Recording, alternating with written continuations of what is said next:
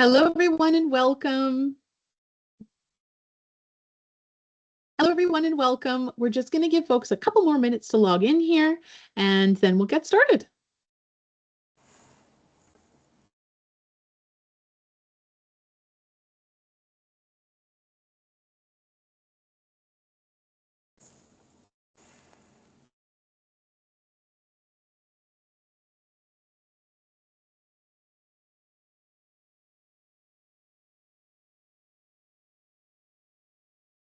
Okay.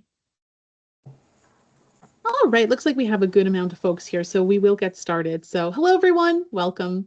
We are so glad that you could join us today for our State of the HR 2026 Leader Survey webinar.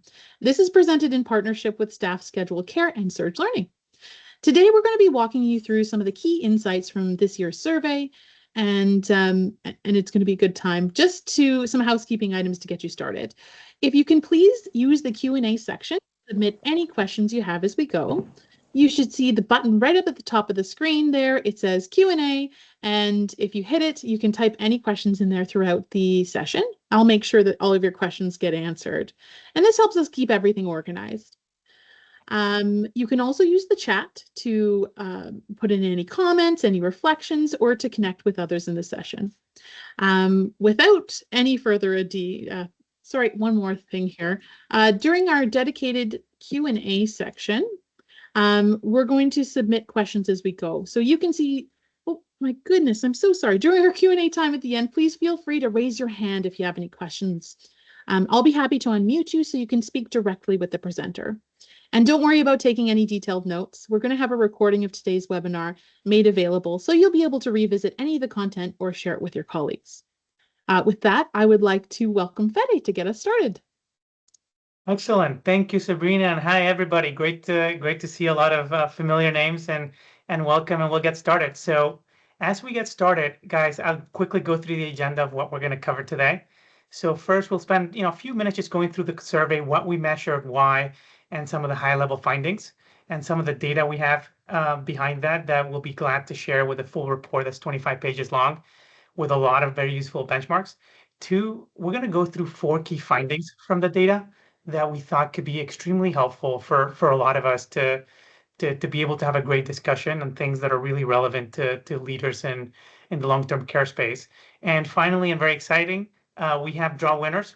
And I can see some names here that seem like they're part of the draw. So we certainly have some winners attending right now. And we have, I think, we're drawing 11 gift cards essentially. So there's lots of folks who will be participating, and then we'll go through next steps. So with that, I'll get us started. So just very briefly, context on the survey. This was a survey that was built in partnership with Surge, and we were lucky to have about 350 individual respondents representing about 230 different organizations, long-term care organizations across Canada. And we measured 4 workforce outcomes essentially, and you'll see this as we go through the data. You'll see it when we go into the detailed report. We asked all of our organizations, hey, what's your staff turnover? What about burnout rate, your self-reported burnout rate? What does that look like at your home? What's your vacancy rate and agency staff reliance, as being able to get some key outcomes for how that organization is doing and be able to compare with how others are doing and be able to benchmark. And the second thing we did, which is new on this survey, which I think is super interesting, and it's a much better improvement, I think, from the 2024 survey we did with Surge that many of you may have seen, is we explore essentially 2 levers that senior leaders can control in their homes. And those are employee engagement and technology maturity. So employee engagement is, do you have a formal, how developed are your formal engagement strategies for employees? What are your HR priorities? How well developed is your training and development program? And then on the tech maturity is like, how much are you using software? And as we'll see, one of the things we saw is almost everybody's using software these days, but there's such a big difference between how folks are using it. And some organizations are way ahead on the adoption than others. And we'll go see essentially what some of the patterns and some of the results look like for those. So before I go further, any questions from anybody? If you have, just drop them in the Q&A. We'll get them over to me, and then also you can raise your hand. There's a little icon that says raise, which you can click, and we'll unmute you, and you can ask Super. So I'll keep going, guys. This is very, very high level, the snapshot. If we look at essentially all the data across all the 230 respondents, on average, the reply was 35% are in a state of high burnout, 16% have high levels of vacancies on open roles, 40% are not using agency staff on a weekly basis, and the average turnover is about 18%. And this is like the average across 230 homes. Now, we'll send you the report after this meeting. It's 25 pages. It's wonderful. There's a lot more detail where we cut the data in a lot of ways. And we're able to see things like, hey, how does this compare if you're a larger home an operator versus a smaller one? What about if the care setting is different, if you're in a rural area versus a suburban area? And to really be able to provide very granular benchmarks. And just as an example, in general, if you hold things together, the larger the operator, the more burnout they report among their frontline staff. So there's a ton of data in the report we'll be sending you. And the things we're going to focus on today are 4 key findings, and I'll get started on the first one. So the first key finding is starting first with some comparisons from 2024 to 2026. And the first thing here to look at is the agency staff. So back in 2024, when we did that survey, 18% of homes were not using agency on a weekly basis. That means 82% of homes were using agency staff on a weekly basis. That number has gone to 40% in 2026, which is a pretty major improvement. And it shows that like almost half the homes are not using agency on a weekly basis. They may still have relationships with agency staffing firms, and they may use them occasionally, but they're not part of the working flow in the day-to-day. On the second side, last time we asked, hey, do you have a formal engagement strategy? 62% of you said yes. Now in 2026, the answer is 76% said yes, that they have it or they're actively building one, which is a great thing to see. And then we saw a slight decrease in turnover, average turnover in the last 2 years, going from about 20% to 18%, which is a modest increase, but worth noting. And I think the high level finding we want to share here is like, there's certainly a sense that the crisis is over and that more and more homes are being able to be more proactive about staff, about the morale, about moving away from just trying to fill shifts and being in emergency mode. And one of the ways in which this shows up is essentially we asked all respondents in the survey, and again, the most common 3 roles of respondents for the survey were director of HR, director of nursing, and administrator. Essentially, what is your priority, HR priority for 2026? And we had 10 or 12 options, and the one that came at the top across the board, across all roles, was staff morale and wellness. This is really the focus. And if you think about a couple of years ago, the shift was a lot more on hiring and filling shifts, and you've seen this high level shift of the industry focusing more on that. And the second one is retention. Across the board, except for HR has retention at number 3, and they put staff communication as number 2. So I think this is in a way telling a story around where most leaders have shifted their focus and where the industry is. I'm going to pause here for a second in case any questions that have come in, Sabrina, or any questions anyone wants to share. We do have one question, Fede. It's for homes that are still in crisis mode with high agency use. What is the first step to making this shift?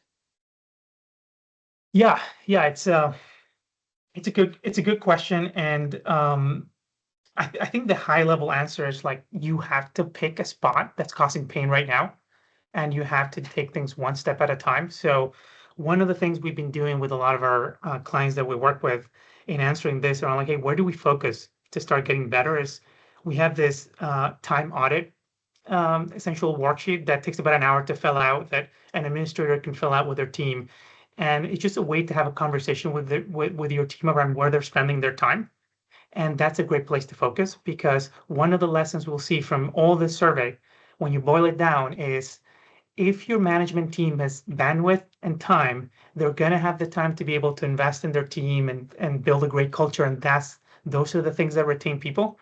So it's really about figuring out where your team is spending time. And it could be managers spending too much time doing callouts and shift filling or dealing with other HR things. And it's really, once you understand that, I think that's where you would start. For most homes, just based on the data, the biggest gap is shift filling, where they end up spending a ton of time. That was a great question. Any others? Nothing else in the Q&A section right now, Fede. Okay, excellent. Well, then we'll keep going. So the next finding and the next question we asked homes is, we listed a number of like HR processes, from how do you manage policies to scheduling, shift filling, HR communications, LMS, and so on. And we asked each home, how well are you using software? For that specific process, are you doing it mostly through software, a mix of software and manual, or mostly manual? And the reason we ask this is because when you ask folks, hey, are you using software? People will say yes, because they typically have a software solution. But what we'll see in the data shortly is that like what really matters is how well you're using it. And what jumps out here, I think, is that most homes are using a mix of software and manual for the vast majority of their HR processes, but that there's a good number of homes that are using, mostly software, and we'll talk a little bit more about those. So with this finding that most homes are using a mix, so when they do scheduling, it's a mix of software, it's a mix of manual processes. Um, one of the things that we thought was very interesting, and I'll walk all of us through kind of this data, which I think is very interesting here, is how much tech adoption matters.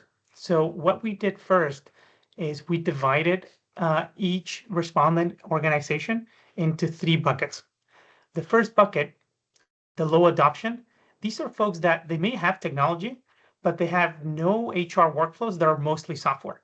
Everything they do has a component of manual, whether it's LMS or scheduling or shift filling or other HR workflows. And what you see here is they have fairly high burnout, high vacancy rates. Heavy agency use means they're using agency at least for 12 shifts a week. Like that's the bar per home. So it's a lot of agency usage.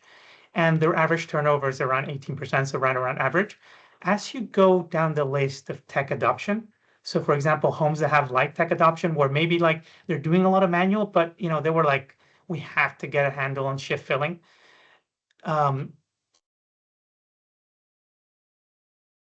I think I got a comment there. Are you guys able to see the screen right now? I had someone ask me about the screen.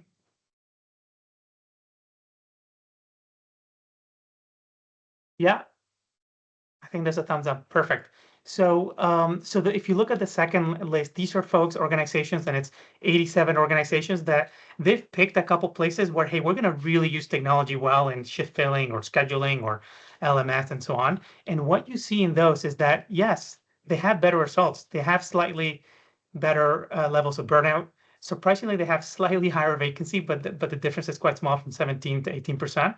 And they do much better on heavy agency usage. And this you see a lot when folks start automating shift filling, that they're able to do more with their current staff. But what's really interesting when you look at this data is these 41 organizations.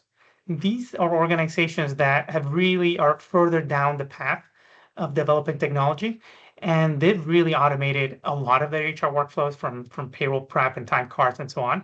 And they've automated, at least three and most in the 5, 6, 7 different levels of workflows. And what you see there is a really different scenario for these homes, where their levels of high burnout are much, much lower. Their levels of vacancies are much lower than manual, and they have almost no heavy agency usage, which is really remarkable. It's an 18% drop. So these are homes that are just living a different reality, and they've kind of gotten through the end of that automation and technology curve.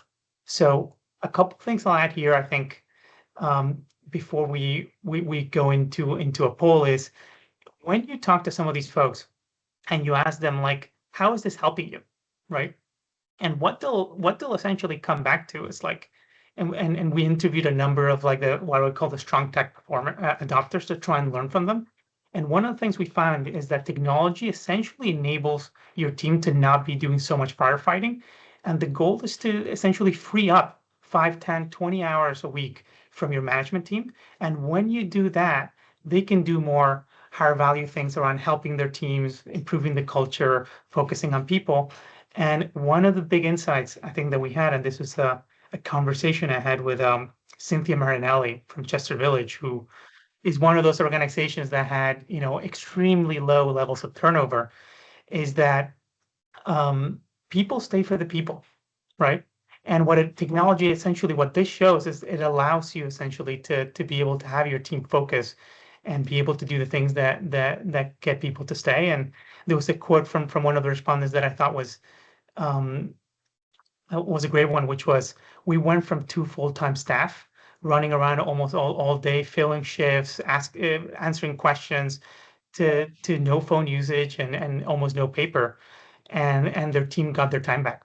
So that's the kind of that's what it looks like, I think, for those organizations, which again are not right now that many, but those organizations that have made that move to the next level, which is about 20% of homes. Any questions? I know I've been yapping quite a bit. Any questions, any reactions so far? Still nothing in the Q&A section past the last question, Fede. Perfect. So excellent. So with that, I think we'll move it on to our first poll and discussion. So Sabrina will be pulling up a poll. The first poll question, which we'll ask you to answer, you'll see a pop-up show up in your screen, is, what is your number one barrier to strong adoption of HR technology? And please take a second and answer it, and we'll go through the results after that.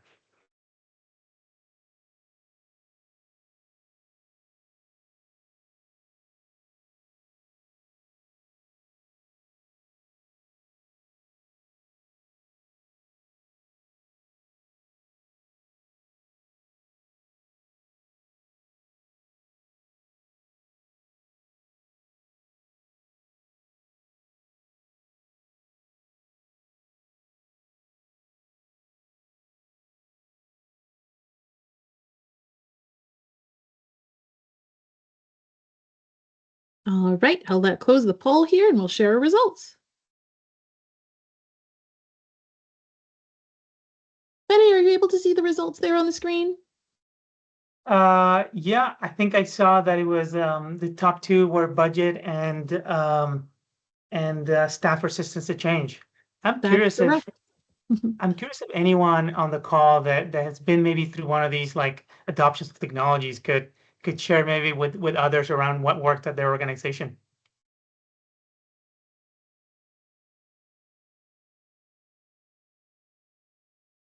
So feel free to pop that in the chat or raise your hand. Randy's got a hand up here. I will get him active. Randy, I'm going to make your mic active here.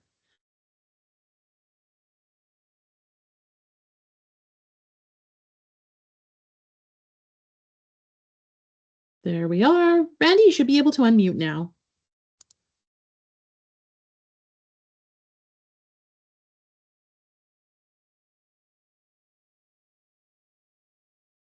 We also have someone in the chat as well, Fede. Jen is saying early involvement, engage them in the integration webinars and meetings. Excellent. Thank you, Jen. If you want to share a little bit live as well, feel free to unmute. We'll enable it as we give Randy a second. I think, Randy, we've unmuted you from our side. You may need to click on mute from your side. Yeah, and Jen says, no, thank you. So, I love that. It was a really good ad, though, Jen. So for those that didn't see the chat, Jen's suggestion was like around early involvement and spending time with their team in advance of tech changes and making sure people feel they're part of the change. Hi, can you hear me now? This is Randy. yes, we can. Okay, sorry, it took me a while to figure out how to unmute my mic here. No, I just wanted to comment on your question there about barriers. You know, when you popped up the 5 questions there, actually I had a 6th one, which to me is the number one barrier, and that is time. You know, we've been on staff schedule care for many years, but we've never fully implemented it, and it's always been a time challenge. To me, time, if you have the time, you can overcome staff resistance. If you have the time, you can overcome integration with existing systems. You have the time, you can know about and research what solution is best for you. You can work on your leadership buy-in. The only thing time isn't going to help you with is the budget. So for me, it's all about time, and it's just a matter of setting priorities and say, okay, we're going to do this. Everybody, you know, clear your calendars and try to eliminate whatever you can, meetings, even working around vacations and leave of absences, and contract help, and of course be prepared to work extra hours. And that's kind of how we got staff schedule care done back in the beginning. And we just switched to the payment evolution part of staff schedule care this past January, and we're looking forward to now implementing the mobile app and the automated call outs. So time is the number one challenge for me, and that's what we always have to work to overcome. Wonderful. Thank you. Thank you, Randy, for sharing. Anybody else, any advice for others, anything that folks have struggled with or questions that anybody has? Jen added just one more comment there saying that also showing them how integration is going to improve their workflow. And then one more question in the Q&A. For homes running 3 to 6 automated workflows, did you roll them out all at once or one at a time? What was the sequence? Yeah, if there's anyone on the call that would like to answer that, I think it's always best coming from a home. But I can give my 2 cents and then open it up, which is based on the conversation I had with Cynthia Marinelli at Chester Village a few weeks ago. It's like it was a journey for them. It takes a long time. You got to pick one thing at a time and keep going, and none of these things happen all at once. So pick one area where you think you're going to get a lot of benefit and make the change, step by step. Anybody else has a perspective? Any administrators or leaders on the call that would like to answer that?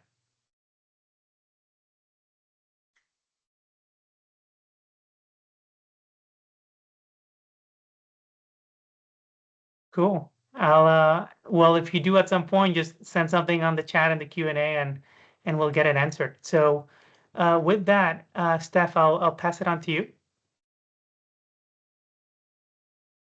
Hey, everyone hear me all right? Thank you. Is it okay? Can you hear me? Okay. Much better. Thumbs up. Good stuff. Good stuff. Okay. Thanks, Fede, so much. And the really good insights there. And I love the conversation and the things that people have brought to life. And you're right. Time is in every areas of our life, something that I think we all kind of challenge ourselves with a little bit. Okay. So moving forward, we have our third finding. So this one here is what kind of stuck out to me. Sorry about that. When there's actual employee engagement in this one here, it's talking about where it's measured. So employee engagement strategy is an important one. And you can see that when there is employee engagement, burnout does drop. It doesn't magically drop, but it does measurably. It goes from about a 19% to a 17%. So with that reduction itself, it's not a small thing, but in long-term care, it really does count with every shift. Then you can see where high burnout tells an even bigger story. So without a strategy, at 41% of staff report high burnout. And then with one strategy, it drops to 30%. So that's an 11% reduction. That's really not any fluff. That's real impact there. And interesting enough, Fede kind of mentioned that in the beginning, with larger homes, you see the biggest gains there. So when there's structure, communication, and a little recognition, it really does go a long way. So burnout just isn't about being really busy. It's about whether people feel supported, whether they feel connected, why they're there in the first place. So we talk about this a lot. That person-to-person connection really does go a long way. So maybe the better question is not whether engagement actually matters. It's what does it look like in your organization? So we're going to chat about that a little bit more. So here are some of the results for the top performing homes. So you can see what actually makes the biggest difference here. When we look at the top performing homes, there's a clear winner. It's recognition and appreciation. So 31% said recognition is the greatest impact.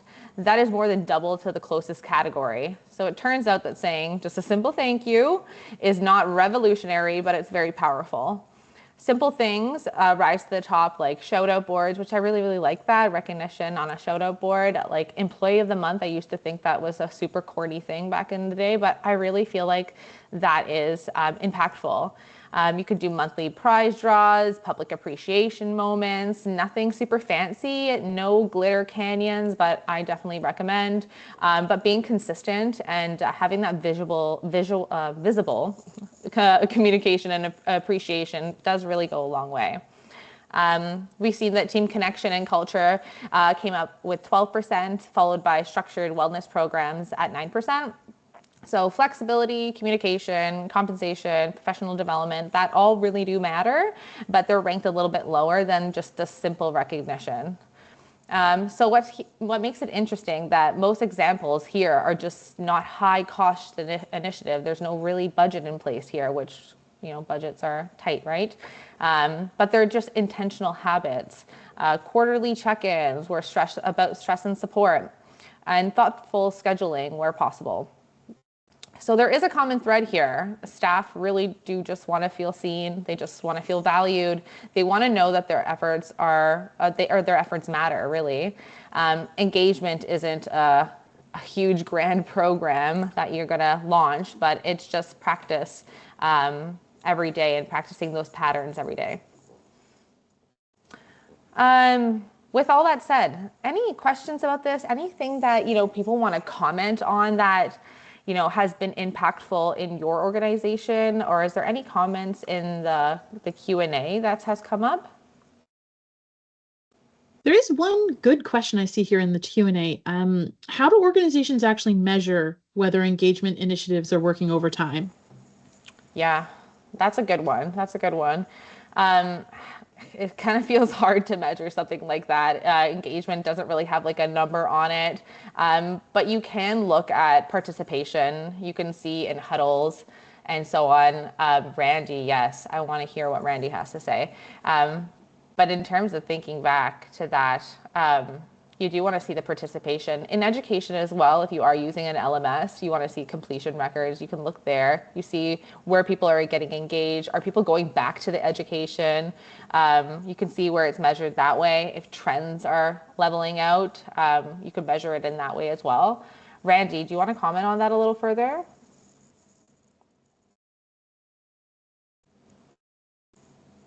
Sabrina, do you think you could unmute? I think we have a couple hands. Yes. Yeah, Randy, I've unmuted, or I've allowed you to unmute your mic now. You should be able to go up to the top and click on your mic and unmute yourself now.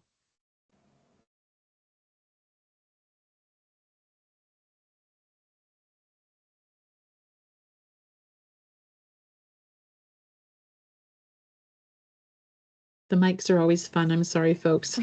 Okay. We should have paid attention in the Microsoft Teams integration and training, Just double checking. Yeah, you are able to unmute Randy whenever you got a chance.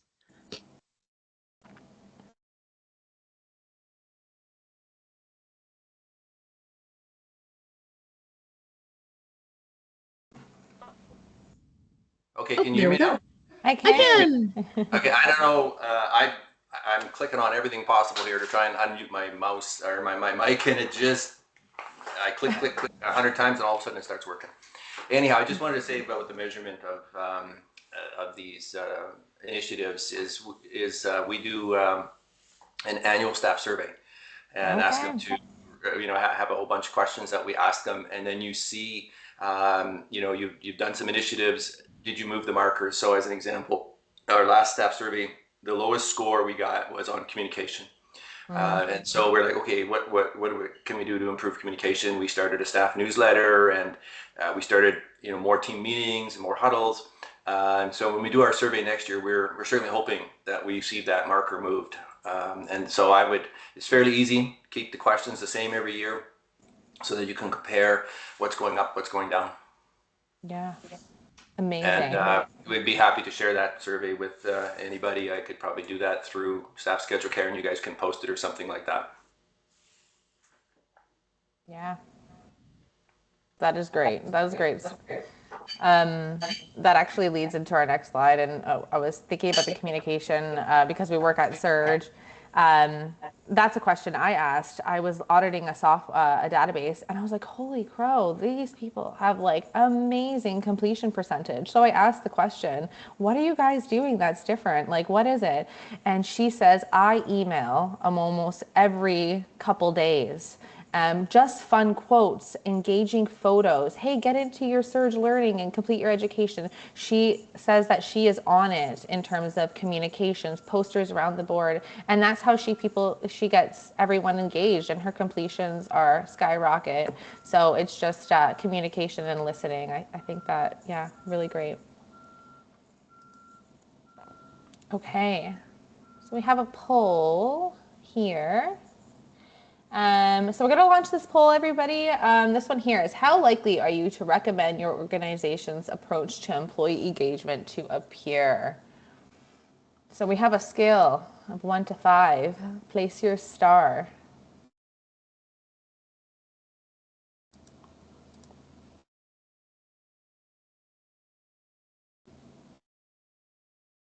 Ooh, we went up. Oh, we're going down.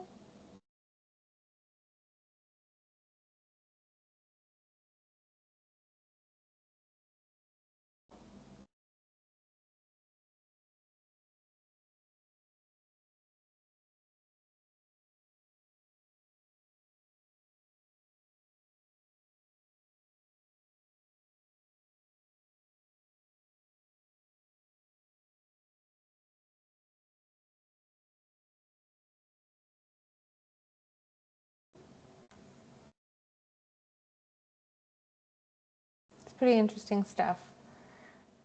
You know what? That's not bad. It's not bad. Over half. And that's really good numbers, I would say.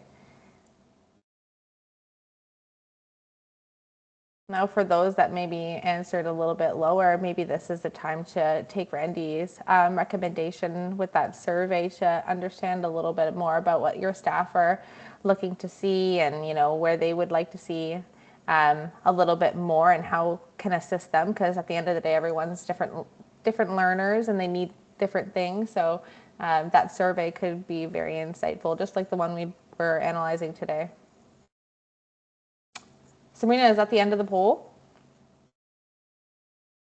It is indeed, and I have posted the response inside of the chat so everybody can look at the view poll if they would like to.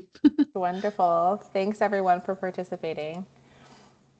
Okay, so we'll go into our last finding here, finding number 4. Oh, actually we have one more poll as well. Let me make sure that I don't mind me while I'm flipping through here. I have one more poll here, if everyone wouldn't mind. After somebody completes a course, what method do you use to support continuous learning and behavior change? Select all that apply.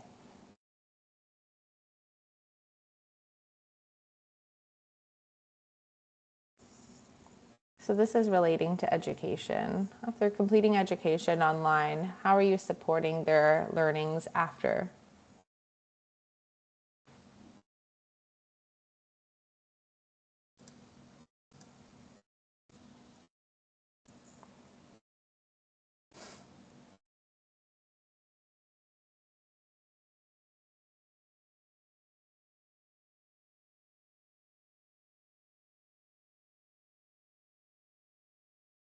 Looks like you have a really good mix of responses there.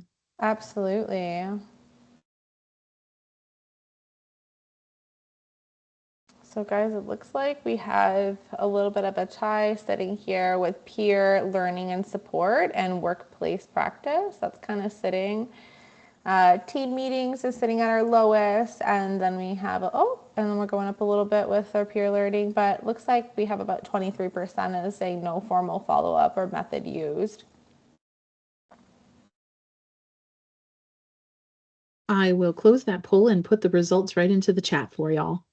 Thank you. Thanks, guys. So this is really good finding, and this kind of leads into our very last finding here.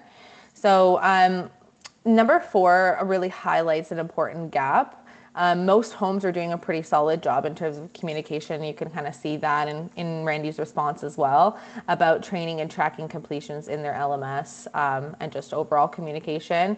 But only 20% are actually linking that learning component to real life workplace practice. So what does that exactly tell us? When we're looking here, we can see that 72% are doing regular communication. So that's what I talked about with the client of ours. Well, 62% are tracking completion. So education definitely is happening, but the boxes are being checked. But what does that really mean when it comes to the connecting of the learning and the hands-on practice, the simulations, the demonstrations on the floor? You can see that that number kind of drops a little bit. And this is where engagement either deepens or quietly fades away. You'll see in clinical environments that staff don't want to just finish a module and then get a certificate. They actually want to know where this applies in front of them within the resident, within their documentation, within their next shift. They want to take that education and put it into practice so that they enjoy their job and that people are staying safe. When learning is tied to scenarios, and case studies and audits and huddles, it really does click, and then it becomes more practical, which then sticks with you. There's a real opportunity to bridge the independent learning to the day-to-day care delivery of care in general. Because education on its own, it does just inform, but education that's connected to practice will really transform on the floor. All right, so that's bringing it in now. Sab, is there anybody in the chat that has brought any questions up, or anybody that would like to speak on this itself? We did have a good question go in the chat a little bit earlier that I'll pull here. It actually would fit perfectly. So in my role, I have limited time and resources. How am I supposed to keep learning, engaging, and consistent for my whole team? Yeah. I guess that's also kind of linking back to the beginning too, is that time component. I do believe that with technology is having everything in one place. So for example, with your LMS, having your policies, your auditing, and your education all in one place, it gives that one-stop shop. And the same thing goes with your scheduling system. If everything is just in one scheduling system when it comes to payroll and moving shifts and all that technology is there, it will give a little bit more guidance for that staff and your admin team or your leadership to just have that one-stop shop. So just being consistent with that, being consistent with your communication, those small steps will go a really long way. Anybody else have anything that they've done or where they have had limited time and resources and what has been helpful for them in terms of engagement?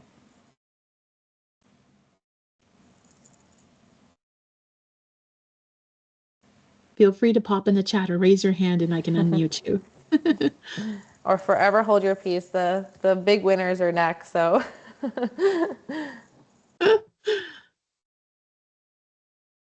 Okay, guys. Nothing so far, Steph. That's okay. That's okay. Good stuff. Okay, so now it's the winners. So thank you guys so much for sitting in on our webinar today, going through these findings. Everyone was amazing to participate in so that we can have the ability to then go over and hopefully you leave today with some impactful information on how you can change things in your organization to improve engagement and tech overall. Okay, the drum roll. The winners of we have 10 $50 gift cards, and then we have one $250 gift cards. Those ones go to these 10 lovely winners. If I had some kind of sounds, I would be presenting it, but I do see a lot of familiar names, so congratulations, $50. That's like 5 Starbucks coffees. Okay, guys, and then for the main winner, we have Janine Bingley from Lanark County. Congratulations, you got $250 to go shopping. Good stuff, congratulations. Okay, so just wrapping things up, we have some next steps here. There is going to be an email that's going to go out with that full report that Fede mentioned in the beginning. I do encourage you to go through this with your team. You know, you can bring it to your next huddle. There's some really good examples and feedback throughout the report itself. So I do encourage you to take a look at that. Really good insights. In that email, you'll also find a feedback form. And if you guys could be so kind to fill out that feedback form, it really does help us on how our webinars and surveys that go forward, how we can, you know, improve, and we really do appreciate any of your feedback. Lastly, please stay in touch. Connect with Fede, connect with Surge Learning. We're here to help with any questions in terms of your scheduling needs or your education component on how to keep your staff engaged. Fede, do you want to leave any last minute notes? No, the only thing I'll say, guys, is we built this report as a labor of love to help the industry. So if you think, feel free to pass it around. It's a great report. If you think other folks would benefit from it, or in your organization, outside your organization, please feel free to share it. We did this to help folks, and hopefully there's some useful things here for lots of people. Mm-hmm. Absolutely. Lastly, Cool. we have just a little bit of a Q&A. If anybody does have any questions, speak now or forever hold your peace. And if anyone wants to chat, you can stick around, and we'll Yeah. chat through as well, and we can take some questions. So I appreciate everybody, and in particular Randy. Like, you should have gotten an award for all your Yeah, engagement. So really appreciate it. 100%. We really appreciate that.